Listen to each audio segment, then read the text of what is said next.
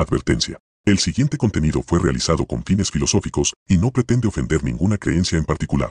No obstante, si usted considera inútil cuestionar sus creencias y siente que no necesita saber más de lo que sabe ahora, le sugerimos que siga buscando contenido que solo confirme lo que ya cree que sabe antes de que le explote la cabeza por exceso de información. Pero si le atrae el pensamiento crítico y los dilemas existenciales, sírvase una taza de café, póngase cómodo y disfrute de este estudio alternativo de la realidad. Pero antes, ponte los lentes.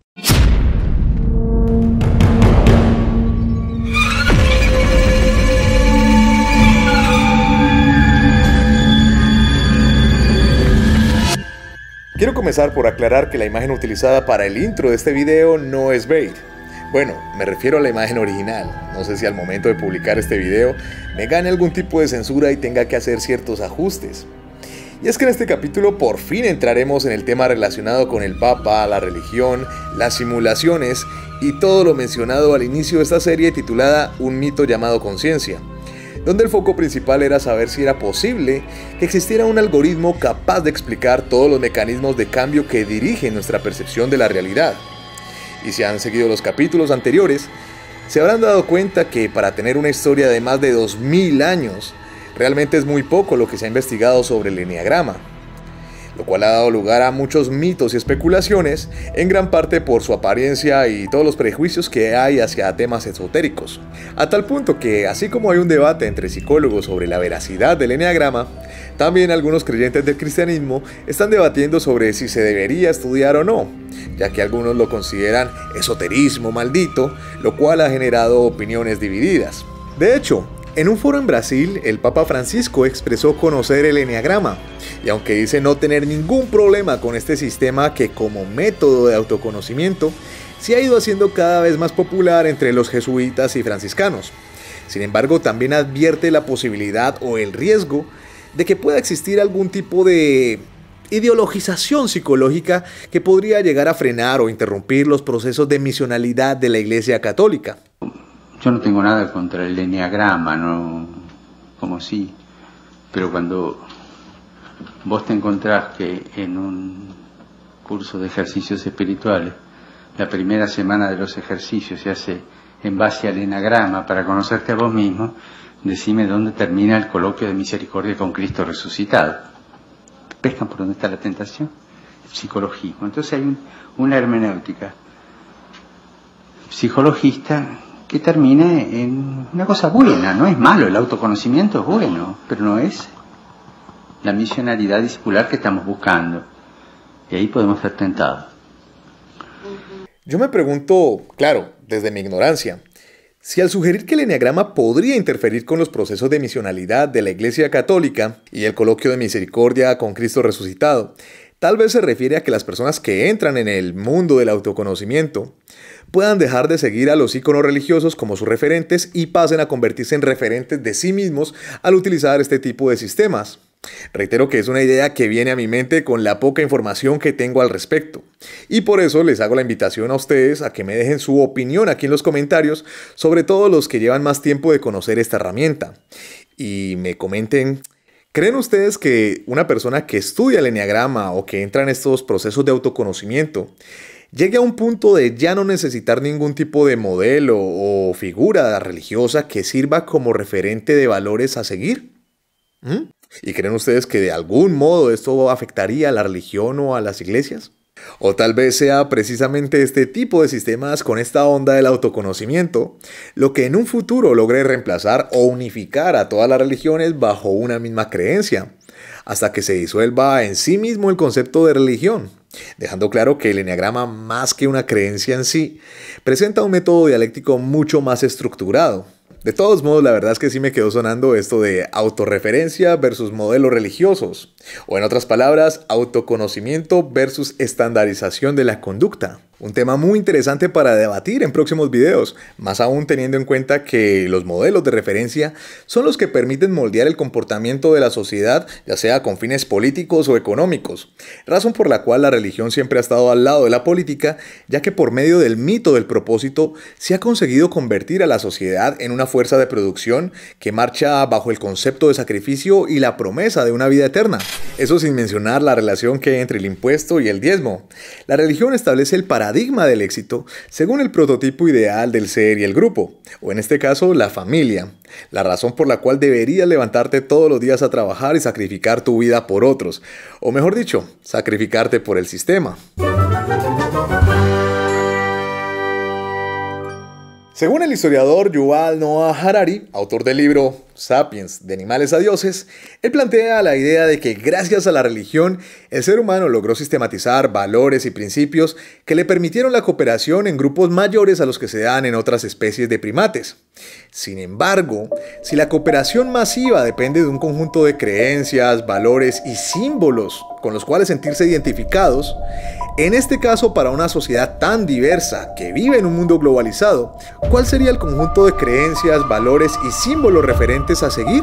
Está claro que esto no significa que la cooperación solo se da en contextos religiosos, pues evidentemente también la vemos en el deporte, las empresas, la política, los contextos militares, entre otros. Sin embargo, en todos estos contextos, las interacciones terminan siendo similares a las de cualquier culto o rito tribal, como las que se dan dentro de una iglesia o templo religioso, con la diferencia cuestionable de que en los casos del deporte, la política o la milicia, la cooperación es motivada por un sentido de competencia contra otros grupos, que resulta de la fragmentación de la especie a partir de dos equipos, nosotros y ellos.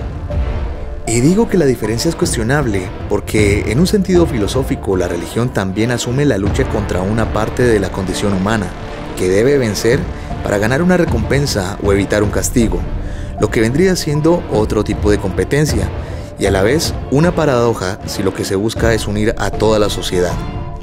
Una sociedad que no sabe si compite para vivir o vive para competir.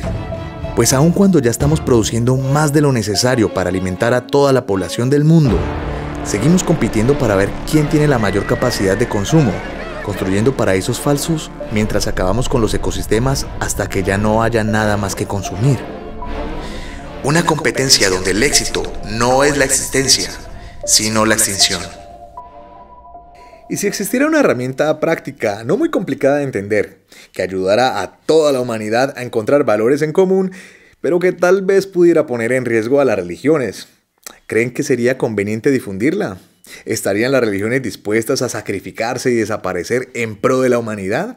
Por otra parte, piensen que si todo es negro, pues no existiría el negro, y si todo fuera blanco, pues no existiría el blanco. Ya que nuestra realidad solo tiene sentido a partir del contraste, ¿qué pasaría si todos compartiéramos las mismas creencias y que estas creencias partieran de la base del autoconocimiento? ¿Acaso entonces no existirían más las religiones? Y reitero que no quiero ponerme conspiranoico con este tema, y por eso les pido a ustedes que vayan a ver los videos completos para que tengan un mejor contexto del asunto antes de correr a comentar paja a la ligera. Y es que yo entiendo lo difícil que es creer que entre los miles de archivos históricos que podría tener el Vaticano y la gran cantidad de profesionales en diferentes ciencias, no se ha llegado a estudiar este sistema del eneagrama tal cual como se los estoy presentando, y lo seguiré haciendo aquí en este canal, utilizándolo como método de análisis para entender nuestra organización social, así como el surgimiento de la religión, la ciencia, la política, and so on, and so on, and so on. Ya verán que con el eneagrama les va a ser mucho más fácil comprender los diferentes sucesos a lo largo de nuestra historia. Pues total, tanto las guerras como la evolución científica y tecnológica de una u otra forma están conectadas a un tema de recursos energéticos, por lo cual considero que el uso de esta herramienta podría llegar a ser muy importante en la academia. Claro, si su religión se lo permite. Por eso es necesario dejar claro lo que es y lo que no es el eneagrama. ¿Será el eneagrama un amuleto o símbolo de adoración? ¿O acaso sería una herramienta de ingeniería social para hacerle creer a las personas que deberían de pensar y comportarse de una forma u otra?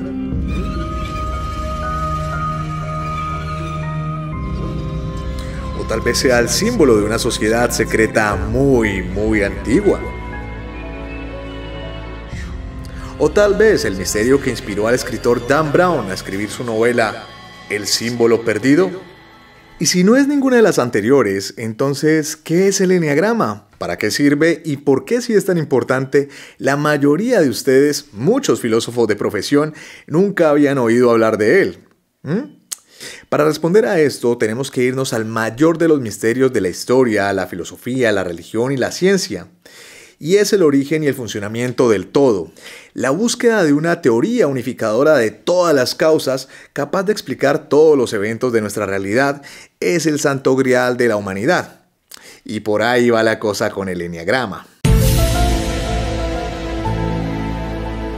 Según el filósofo Baruch Spinoza, todo lo que existe son distintos modos de la misma sustancia entendida como Dios, por lo cual intuía que nada existe como un capricho, sino como causa y efecto de las mismas leyes universales. Y esto incluye a las pasiones como la ira, la vanidad, la lujuria, etc., de manera que asume un estudio de las pasiones bajo el mismo rigor lógico con el que se estudian los sólidos y los planos, para encontrar así una suerte de orden geométrico en la forma en la que percibimos nuestra realidad. Y pues, ¿qué creen? Que al parecer a Spinoza no fue el primero ni al único al que se le había ocurrido esta idea. Como vimos en el anterior capítulo, el origen del Eneagrama sigue siendo todo un misterio, por lo cual no hay nadie a quien le podamos atribuir esta idea. Por ahora lo que sabemos es que fue un maestro esotérico, mitad armenio y mitad griego, llamado George Ivanovich Gurdjieff, quien trajo el Eneagrama al mundo occidental. Y aunque según él este conocimiento lo adquirió al convivir en una sociedad secreta llamada Hermandad Sarmang, la verdad es que es muy poca la información que se conoce sobre esta sociedad, tal vez por lo que es secreta. Y aunque actualmente existen varias páginas y cuentas que utilizan este nombre de Hermandad Sarmang precisamente para referirse al tipo de filosofía que enseñan, la verdad es que no tenemos ninguna garantía de que pertenezcan a la misma hermandad como tal.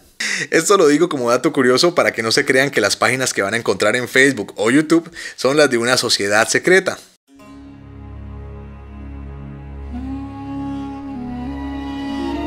Read it.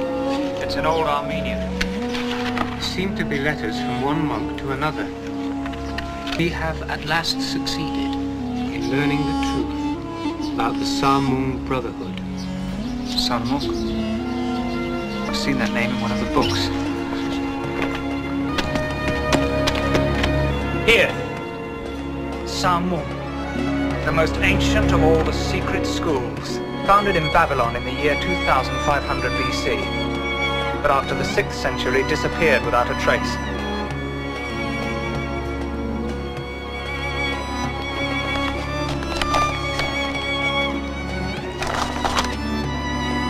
Sarmung. He said it was a map of Egypt before the sands. A medida que el Eneagrama era estudiado por médicos y psicólogos, cada quien fue encontrando relaciones con otras filosofías, como fue el caso del psiquiatra chileno Claudio Naranjo, quien asoció el Eneagrama con los 7 pecados capitales, añadiendo en él el miedo y el engaño. Sin embargo, hasta aquí vemos que el Eneagrama ha sido estudiado siempre desde un enfoque filosófico, psicológico y hasta esotérico. Pero, ¿por qué razón deberíamos de considerarlo como un posible modelo unificador de las ciencias? Tal cual como lo creía Gurdjieff al decir que todos los procesos naturales siguen estos mismos pasos y que nada es entendido realmente si no se entiende por medio de este sistema. ¿Acaso este sistema también podría explicar otros conceptos desde la física, la química, la biología, etcétera? Pues la verdad es que desde mi experiencia personal, el Eneagrama sí que me ha permitido encontrarle un orden y sentido a muchos de los procesos de nuestra evolución cognitiva. Desde entender cómo fue que llegamos al método científico, a la dialéctica propuesta por Hegel, a la ley de la difusión de la innovación y a otros conceptos tanto físicos como químicos, biológicos, antropológicos y hasta informáticos que poco a poco iré explicando en este canal, haciendo que me cuestione profundamente sobre el concepto y la posición que tenía respecto al libre albedrío. Pero de ahí a decir que este sistema sea capaz de unificar todas las ciencias y explicar todos los mecanismos de cambio de todo lo que existe, pues esa pregunta es la que nos lleva al siguiente tema, el de las simulaciones. Pero ustedes todavía no están preparados para esta conversación. O bueno, tal vez sí, lo que pasa es que no les gustan los videos largos, así que lo dejaremos para uno próximo. Así que, atentos y ponte los lentes.